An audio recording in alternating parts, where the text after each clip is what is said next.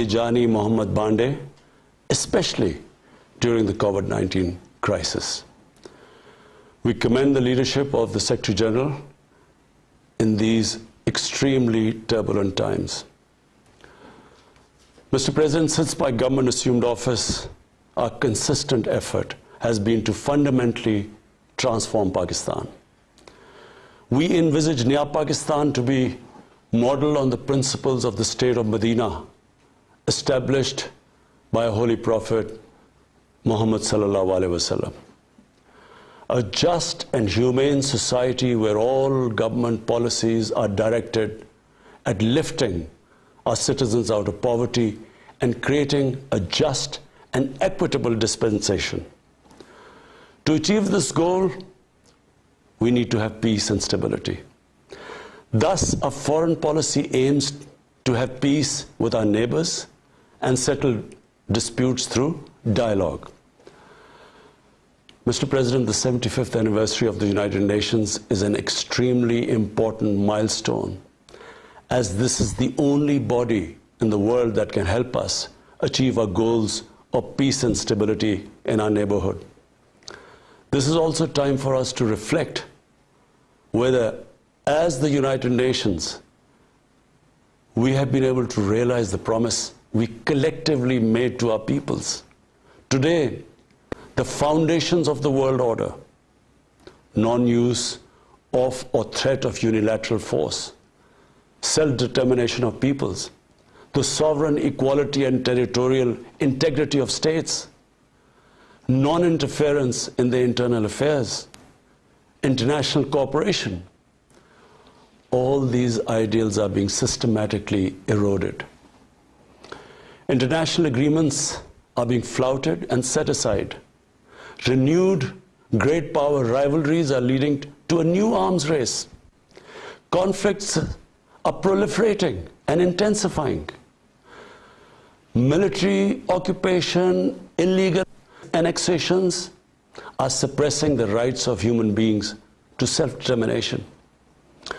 According to the respected professor Noam Chomsky, mankind is at even a greater risk than it was before the First and Second World Wars in the last century.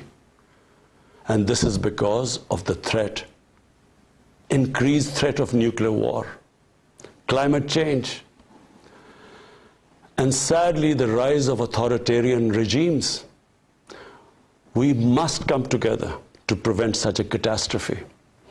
We believe that the driving force in international relations must be cooperation in accordance with the principles of international law and not confrontation and force. We all must emphatically reaffirm our support for multilateralism. Mr. President, the COVID-19 pandemic has illustrated the oneness of humanity. In our interconnected world, no one is safe unless everyone is safe. Locking down to control the pandemic has triggered the worst recession since the Great Recession in the last century. This has hit the poorest countries the hardest, as well as the poor in all the countries. In Pakistan, we realized very early on that if we imposed a strict lockdown, the type that several affluent countries had imposed, we would have more people dying of hunger than the virus. Therefore, we adopted a policy of smart lockdown. While concentrating on the hotspots, the virus hotspots, we opened up our agriculture sector immediately, and then followed it up by the construction sector, which employed most of the people. At the same time, and this is despite financial constraints, my government deployed $8 billion, unprecedented amount, for our health services, plus support the poorest and most vulnerable households with direct cash payments through SARS program, and then subsidies to the small businesses. Even though our smart lockdown was heavily criticized in the beginning, but thanks to the Almighty Allah's grace, we have not only managed to control the virus, stabilize our economy, but most importantly, we have been able to protect the poorest segment of the society from the worst fallout of the lockdown. Today, Pakistan's response is cited among the success stories in controlling and responding to the pandemic. However, we are still not out of the woods, like no country is out of the woods today. But Mr. President, it was obvious from the outset that developing countries would need fiscal space to respond to and recover from the COVID crisis. Debt relief is one of the best ways to create that fiscal space for developing countries. Therefore, in early April, I called for a global initiative on debt relief. We appreciate the G20's official debt suspension initiative and the emergency and rapid financing offered by the IMF, World Bank, Asian Development Bank, and UN agencies. This, however, is not going to be enough. The IMF has estimated that developing countries will need over $2.5 trillion to respond and recover from the crisis. The official debt suspension will need to be extended and expanded. Additional debt relief measures will also be needed. Development banks should ensure adequate financial inflows. Rich countries have generated over $10 trillion to finance their own response and recovery. They should support the creation of at least $500 billion in new special drawing rights for the developing world. Mr. President, in my address to the General Assembly last year, I had highlighted the tremendous damage that illicit financial flows from developing countries to rich countries and to offshore tax havens cause. This leads to the impoverishment of the developing nations. Money that could be used towards human development is siphoned off by corrupt elites. The loss of foreign exchange causes currency depreciation. That in turn leads to inflation and poverty. The quest for getting back these stolen resources is nearly impossible, given the cumbersome procedures. Moreover, the powerful money launderers have access to the best lawyers. And sadly, because they are the beneficiaries, there is a lack of political will in the rich countries to curb this criminal activity. Mr. President, if this phenomena is unaddressed, it will continue to accentuate the inequality between the rich and the poor nations, and eventually will spark off a bigger global crisis, a far bigger global crisis than the present migration issue poses. The rich states cannot hold forth on human rights and justice when they provide sanctuary to money launderers, to their looted wealth.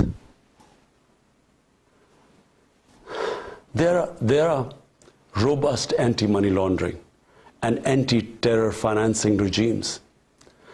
I call upon this Assembly to take the lead in efforts to build a global framework to stem the illicit financial flows and ensure speedy repatriation of stolen wealth. It is important to realize that the aid that flows from rich countries to the developing world is minuscule compared to the massive outflows by our corrupt elites. Mr. President, this year, I must again reiterate the threat posed to mankind due to climate change.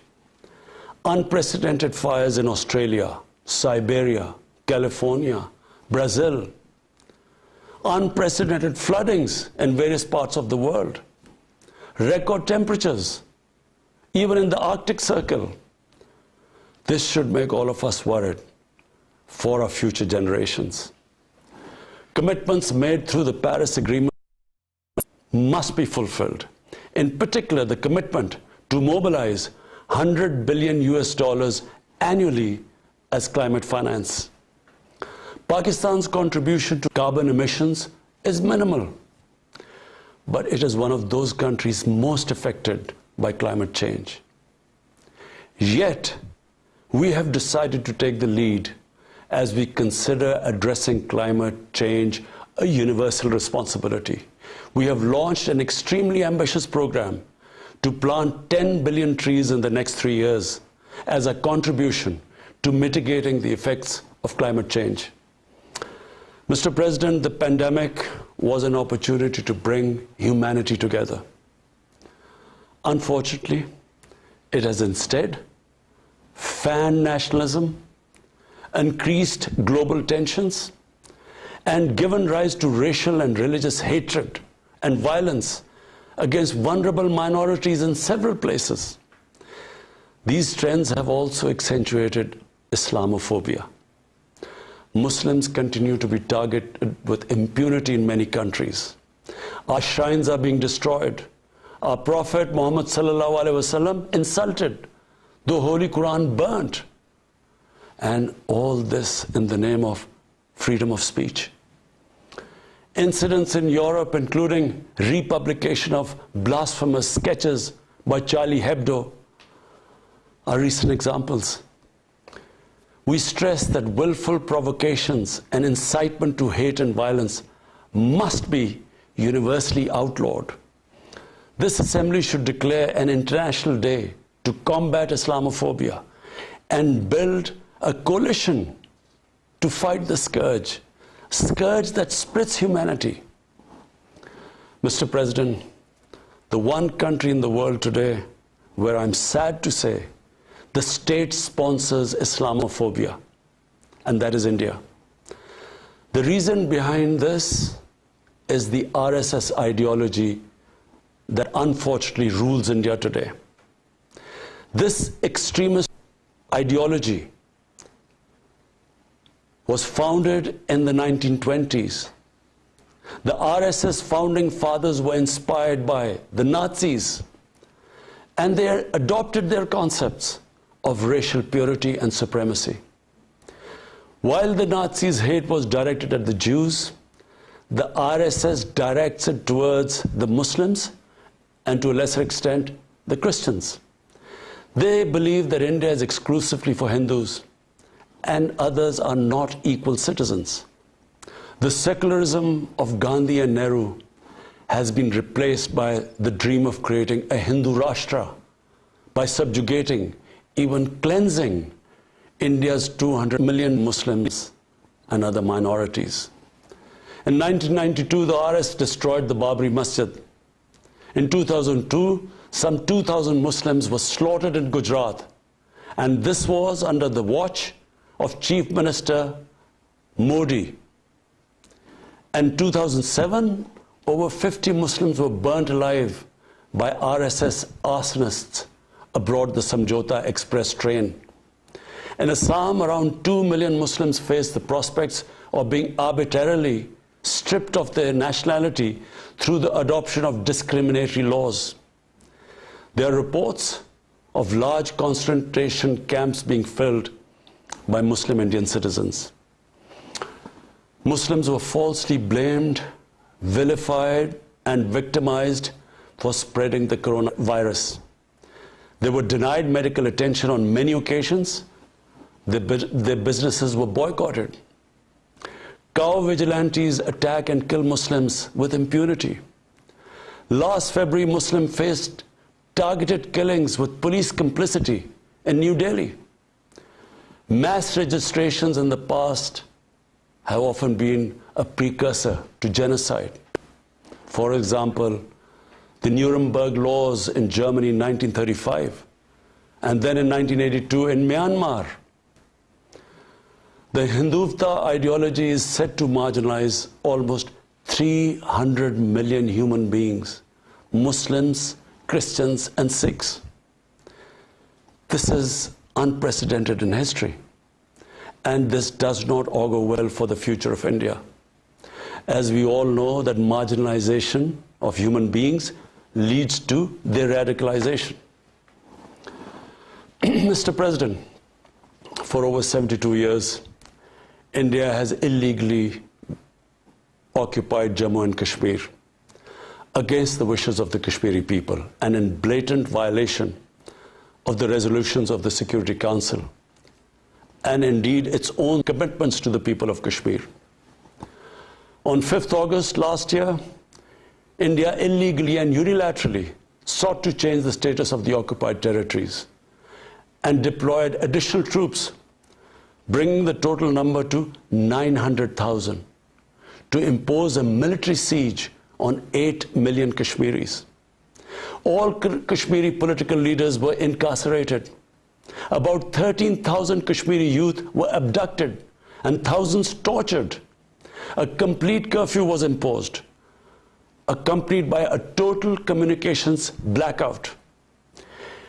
Indian occupation forces have used brute force, including pellet guns against peaceful protesters, imposed collective punishments, including the destruction of entire neighborhoods, and extrajudicially murdered hundreds of innocent young Kashmiris in fake encounters, refusing even to hand over their bodies for burial. The Kashmiri media and those daring to raise their voice are being systematically harassed and intimidated through the use of draconian laws. All of this is well documented in the reports of the United Nations High Commissioner for Human Rights, communications from the Special Rapporteurs of Human Rights Council, statements from human rights and civil society organizations.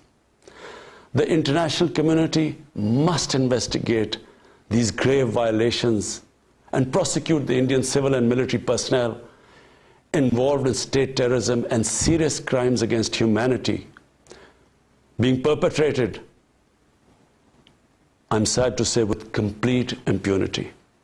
The objective of this brutal campaign is to impose what the RSS-BJP regime has itself called the final solution for Jammu and Kashmir. To this end, the military siege is being followed by moves to change the demographic structure of the occupied territory.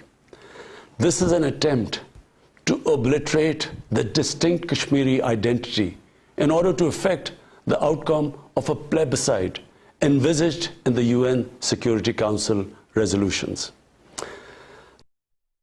This is in violation of the UN Charter, Council resolutions, and international law, particularly the 4th Geneva Convention. Changing demographic structure of occupied territory is a war crime. Mr. President, the brave Kashmiri people will never submit to Indian occupation and oppression. Their struggle is indigenous. They are fighting for a just cause, and generation after generation have laid down their lives to rid themselves of Indian occupation. The government and people of Pakistan are committed to standing by and supporting their Kashmiri brothers and sisters in the legitimate struggle for self-determination. Mr. President, in order to divert attention from its illegal actions and atrocities in Indian-occupied Jammu and Kashmir, India is playing a dangerous game of upping the military ante against Pakistan in a nuclearized environment. Despite constant Indian provocations and ceasefire violations along the line of control and the working boundary, targeting innocent civilians, Pakistan has exercised maximum restraint. We have consistently sensitized the world community about a false flag operation, misadventure by India. My parents, Mr. President, were born in the colonial India, and I was the first generation that grew up in an independent Pakistan. I want to make it clear that any attempt by the fascist, totalitarian, RSS-led Indian government to aggress against Pakistan will be met by a nation that will fight for its freedom to the end. Mr. President, there will be no durable peace and stability in South Asia until the Jammu and Kashmir dispute is resolved on the basis of international legitimacy. Kashmir has been rightly described as a nuclear flashpoint. The Security Council must prevent a disaster conflict and secure the implementation of its own resolutions, as it did in the case of East Timor. The Council has considered the situation in Jammu and Kashmir 3 times in the past year. It must take appropriate enforcement actions. It must also take steps to protect the Kashmiris from an impending genocide by India. Pakistan has always called for a peaceful solution. To this end, India must ascend. To reach this end, India must ascend the measures it has instituted since 5th August 2019, end its military siege and other gross human rights violation, and agree to resolve the Jammu and Kashmir dispute in accordance with the relevant UN Security Council resolutions, and of course, the wishes of the people of Kashmir. Mr. President, Pakistan's desire for peace in our region is also manifest in our efforts to promote a political solution in Afghanistan. I have consistently maintained over the past 2 decades that there is no military solution to the conflict in Afghanistan. The only way forward was and is a political settlement which involves the full spectrum of Afghanistan's political actors. Pakistan fully facilitated the process that culminated in the US-Taliban peace agreement on 29 February 2020. Pakistan is deeply gratified that it has fulfilled its part of the responsibility. The Afghan leaders must now seize this historic opportunity to achieve reconciliation and restore peace in the war-torn country. Through the intra-Afghan negotiations that commenced on 12th of September, they must work out an inclusive, broad-based and comprehensive political settlement. The process must be Afghan-led and Afghan-owned, and without any interference or outside influence. Early return of Afghan refugees must be part of this political solution. After almost 2 decades of war, it is imperative not to allow spoilers within and outside Afghanistan to subvert the peace process. Peace and stability in Afghanistan will open new opportunities for development and regional connectivity. Mr. President, Palestine remains a festering wound. A just and lasting settlement is indispensable for the Middle East and actually the world. Illegal annexations of Palestinian territory, the building of illegal settlements, and the imposition of inhuman living conditions on the Palestinian people, especially in Gaza, cannot bring peace to a troubled region. Pakistan continues to support a 2-state solution in line with the UN General Assembly and Security Council resolutions within the international agreed parameters, and they are pre-1967 borders and Al-Quds Al-Sharif as the capital of a united, contiguous and independent Palestinian state. Mr. President, the United Nations remains the best legitimate avenue for collective action in managing international conflicts, fostering peace and security, promoting equitable development and addressing global problems. I urge the Secretary General to take the lead in preventing global conflicts. He should convene summit-level meetings to address regional hotspots and resolve outstanding disputes. The United Nations should be made fully responsive to the challenges of our times. A comprehensive reform of the United Nations, including the Security Council, is essential to promote greater democracy, accountability, transparency, and efficiency. Pakistan will continue to participate actively in this process and endeavor with other member states to build a world where conflict is outlawed and equitable prosperity for all pursued in conditions of peace and security. I thank you. Pakistan Imran Khan अक़वाम मुत्तहिदा की general assembly से खिताब कर रहे थे और अपने खिताब में मकबूजा कश्मीर में भारतीय मज़ालिम और गुस्ताखाना खाकों का उन्होंने मामला उठाया। अपने खिताब में उन्होंने कहा कि बैनुल-अक़वामी मुआहिदों की धज्जियां उड़ाई जा रही हैं, नई मुखालिफ ताकतों के दरमियान असलहे की नई दौड़ चल रही है। उन्होंने मजीद कहा कि अक़वाम मुत्तहिदा की 75वीं सालगिरह इंतहाई अहम संग मील है। हम इस मौके पर अमन, इस्तेहकाम और पुरअमन हमसायगी के मकसद को हासिल कर सकते हैं। पाकिस्तान की खारजा पॉलिसी पर वजीर आजम इमरान खान ने बात की और कहा कि हमारी खारजा पॉलिसी का मकसद हमसायों के साथ अच्छे ताल्लुकात कायम करना है, साथ ही साथ जो मसाइल हैं उनका बातचीत से हल निकालना है। उन्होंने कहा कि दुनिया में जब तक हर शख्स महफूज नहीं तो कोई शख्स महफूज नहीं।